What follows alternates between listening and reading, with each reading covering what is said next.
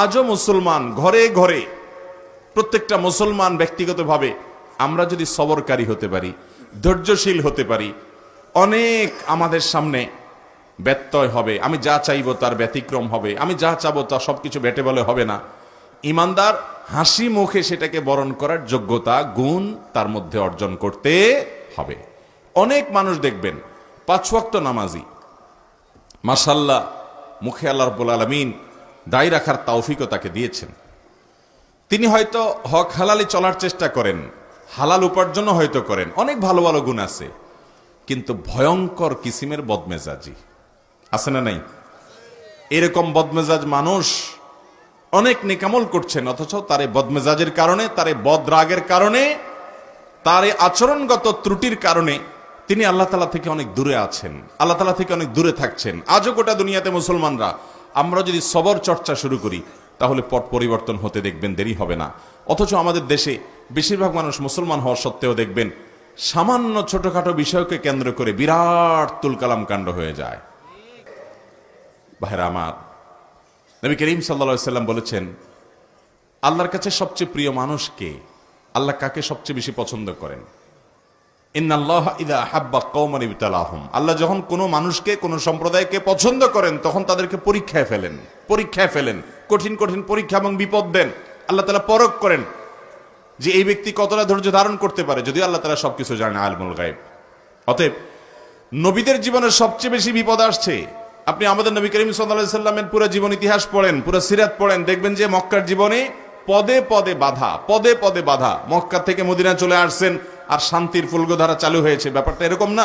বরং সেখানেও দেখা গেছে সেখানকার ইয়াহুদিরা ডিস্টার্ব করেছে, মক্কার মুশরিকরা ডিস্টার্ব করেছে, আশপাশে বেদুইনরা ডিস্টার্ব করেছে, নানামুখী বাধা, মুনাফিকদের ডিস্টার্ব, একের পর এক শুধুমাত্র ডিস্টার্বই ডিস্টার্ব, বিপদই বিপদ। এই সকল বিপদ সারা জীবন মোকাবেলা করে এই সকল বিপদ থেকে উত্তরণের পথ তিনি খুঁজে বের করেছেন খুব ঠান্ডা মাথায়, বুদ্ধিমত্তার সাথে, সবরের সাথে, ধৈর্যের সাথে। আল্লাহ তাআলা আমাদের সবাইকে সেরকম ধৈর্যশীল মানুষদের কাতারে শামিল হওয়ার তৌফিক দান করুন। ভাইরা আমার, সাহাবীদের ভিতরে দেখবেন সেই সকল মানুষগুলো আল্লাহ তাআলার প্রিয় পাত্র হয়েছেন যারা সবর করেছেন। বেলাল রাদিয়াল্লাহু তাআলা আনহু, সুহাইব রাদিয়াল্লাহু তাআলা আনহু এবং আরো অনেক সাহাবায়ে কেরাম এবং আইম্মে মুজতাহিদিনদের মধ্যে দেখবেন ইমাম আযম আবু হানিফা রাহিমাহুল্লাহ, ইমাম শাফি রাহিমাহুল্লাহ, ইমাম আহমদ ইবনে হাম্বল রাহিমাহুমুল্লাহ, আরো বড় বড় ইমামদেরকে দেখবেন তাদের জীবনে শুধু পরীক্ষা, টর্চার, বিপদ, জুলুম এগুলা সহ্য করে তারা আল্লাহ তাআলার প্রিয় পাত্র হয়েছেন। আমরা চাই যে না, সব কিছু আমার বেটে বলে হয়ে যাবে। যার ভিতরে তাওহীদ যত মজবুত থাকে, আল্লাহর প্রতি ঈমান যত স্ট্রং থাকে, সে তত সবরকারী হয়, তত ধৈর্যশীল হয়। যার ভিতরে তাওহীদ যত দুর্বল থাকে সে তত বেসবর হয়। কারণ আল্লাহ তাআলার জাতের প্রতি যদি ঈমান থাকে, সে বিশ্বাস করে যে আল্লাহ তাআলা আমার কল্যাণ আমার চাইতে ভালো বুঝেন, অতএব আমি যা চাইছি তা হয় নাই, ওকে তাহলে আল্লাহর উপর আমি ছেড়ে দিলাম, আমি খুশি আল্লাহর ফয়সালায়। আল্লাহর প্রতি ঈমানের দুর্বলতার অনেক প্রমাণের ভিতরে একটা বড় প্রমাণ হলো বেসবরি এবং ধৈর্যহীনতা। অতএব ধৈর্য ধরার চেষ্টা করবো তো ইনশাআল্লাহ। আল্লাহ তাআলা আমাদের সবাইকে তৌফিক দান করুন। নবী করিম সাল্লাল্লাহু আলাইহি সাল্লাম বলেছেন, কোন মুসলমানের জীবনে যদি কোনো মুসিবত আসে, কোনো বিপদ আসে, কোনো সমস্যা আসে, সঙ্গে সঙ্গে সে যদি ইন্না লিল্লাহি ওয়া ইন্না ইলাইহি রাজিউন পড়ে এবং আরেকটা দোয়া পড়ে, আল্লাহুম্মা জুরনি ফি মুসিবাতি ওয়াখলুফ লি খায়রাম মিনহা, আল্লাহ আমার যে বিপদ হয়েছে এই বিপদের বিপরীতে এর বিনিময়ে আপনি আমাকে সওয়াব দিয়েন, বিনিময় দিয়েন, এবং বিপদে আমার যে ক্ষতি হলো আপনি এর চাইতে ভালো কিছু দিয়ে আমাকে পোষায় দিয়েন। এই দোয়া যদি কেউ পড়ে তো আল্লাহ রাব্বুল আলামিন তার ওই বিপদে যা ক্ষতি হবে তার থেকে বেশি দিয়ে তাকে অবশ্যই পুষিয়ে দিবেন। উম্মে সালামা রাদিয়াল্লাহু তাআলা আনহা, নবী করিম সাল্লাল্লাহু আলাইহি সাল্লামের স্ত্রী, তিনি বলেন যে আমি নবী করিম সাল্লাল্লাহু আলাইহি সাল্লামকে কিভাবে পেয়েছি তোমরা জানো?